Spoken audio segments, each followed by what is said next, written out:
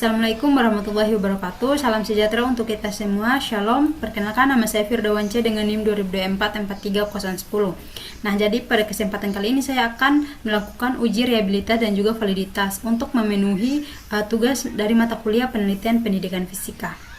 Nah, oke, selanjutnya kita lanjut saja ke cara pengujiannya.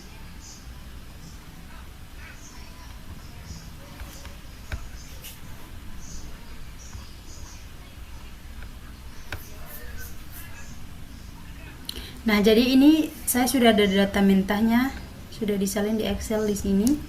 Jadi kita masuk saja langsung ke SPSS.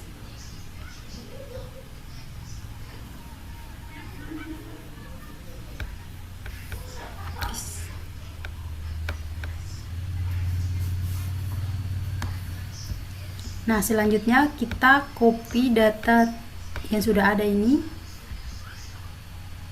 semua, Ctrl C, lalu disalin ke SPSS di data view.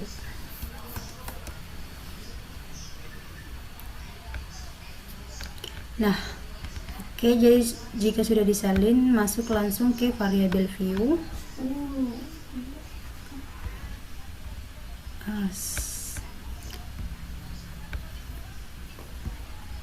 Blok ini, lalu Ctrl V, masuk ke reply. Di bagian fin itu masukkan var 000, lalu di bagian reply switch itu masukkan P. Selanjutnya klik replace all. Oke, jika semuanya sudah terganti, maka copy di bagian ini, di copy,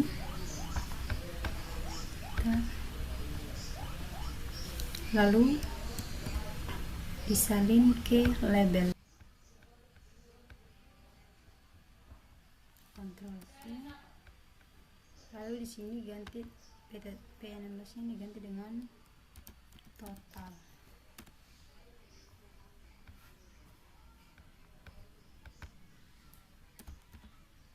Ganti dengan total.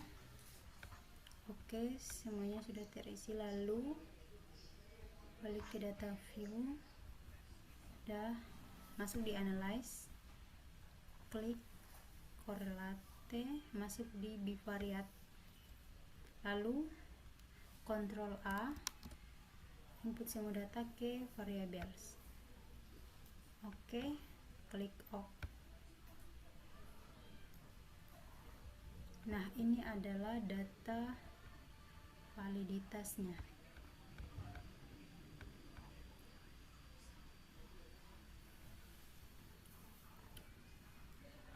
Oke, jadi bisa dilihat di sini, ini adalah P1, P2 sampai P15. Nah, ini adalah totalnya, nilai total. Jadi bisa kita lihat. Jadi teman-teman, percent correlation ini adalah R hitung yang akan dibandingkan dengan R tabel. Terus selanjutnya kita bandingkan saja. Nah, mari kita lihat dengan data yang ada di SPSS. Tadi 0,4329. Nah, jadi data ini lebih kecil dari data yang ada pada R tabel tadi. Jadi data yang ini tidak valid. Kemudian untuk yang selanjutnya di P2 ini. Nah, di P2 ini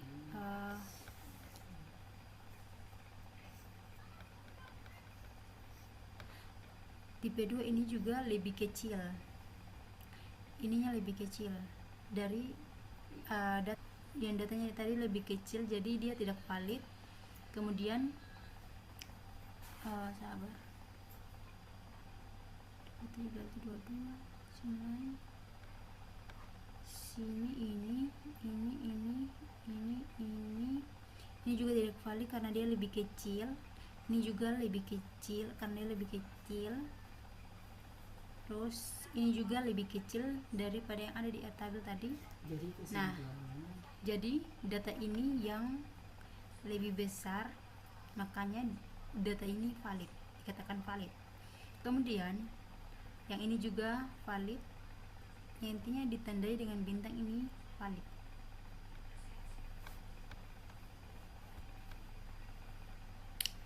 Data valid. Oke, jadi selanjutnya kita mulai menguji.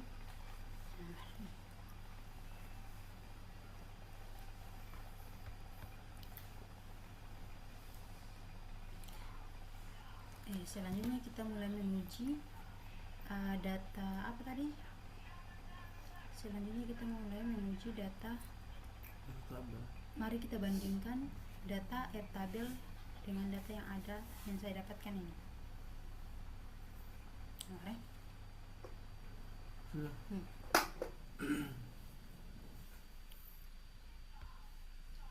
Nah, jadi oke. Sekarang kita bandingkan data yang saya dapatkan ini dengan data Airtable. Mari kita lihat dulu data yang ada pada Airtable. Nah, saya itu menggunakan data itu ada 21 sampel dikurangi 2 jadi 19.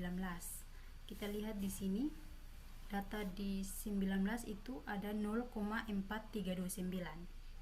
Jadi 0,4329 datanya yang akan dibandingkan dengan data yang ada pada SPSS 0,4329.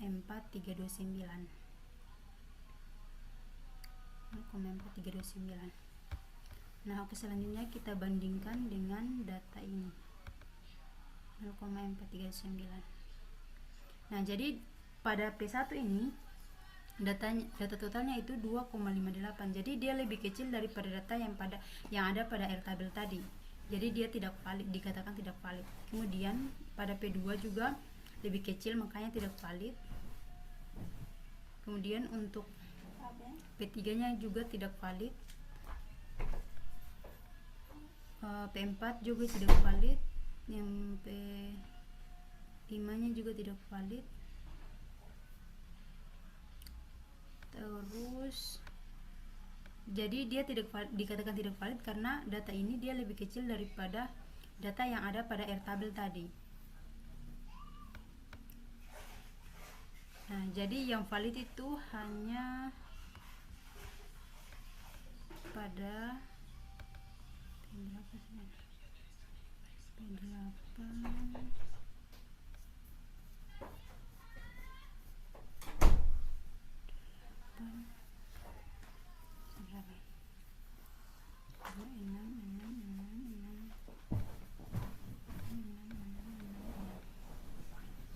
Oke, yang valid ini cuma ada pada data ke-6 ini karena dia lebih besar.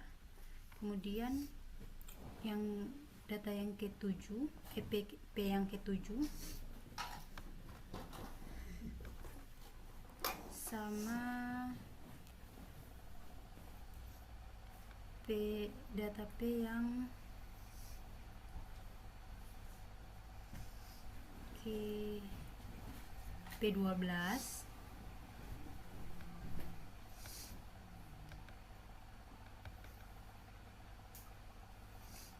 ya, kira-kira itu saja yang dikatakan valid karena ini juga lebih kecil daripada data yang ada pada Airtable-nya tadi, yang ini,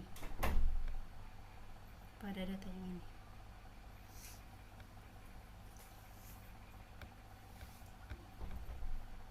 Nah, mungkin itu saja untuk penjelasan di uji validitasnya. Sekarang kita lanjut ke uji reliabilitasnya. Oke teman-teman, selanjutnya masuk ke scale, masuk di analyze, klik scale, lalu masuk ke klik reliability analyze. Oke, di Ctrl A, disalin ke items. Nah, yang tidak disalin itu cuman totalnya saja. Jadi kembalikan, lalu masuk di statistik, klik scale if item deleted, terus continue. Selanjutnya setelah kita periksa ini harus menggunakan alpha, lalu klik OK. Nah, jadi teman-teman, ini adalah data dari reliability-nya. Nah, jadi bisa dilihat di sini untuk alpanya itu ada 429. Kalau untuk if of itemnya itu ada 15. Selanjutnya mari kita lihat di bagian alpanya ini. Kalau untuk persyaratannya itu dia harus lebih besar dari 0,6.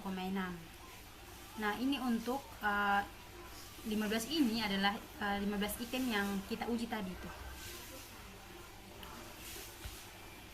Jadi teman-teman, tadi saya kan sudah bilang persyaratannya itu dia harus lebih besar daripada 0,6.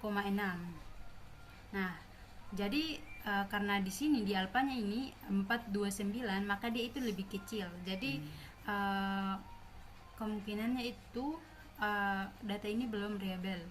Nah, ini 15 item yang kita uji tadi.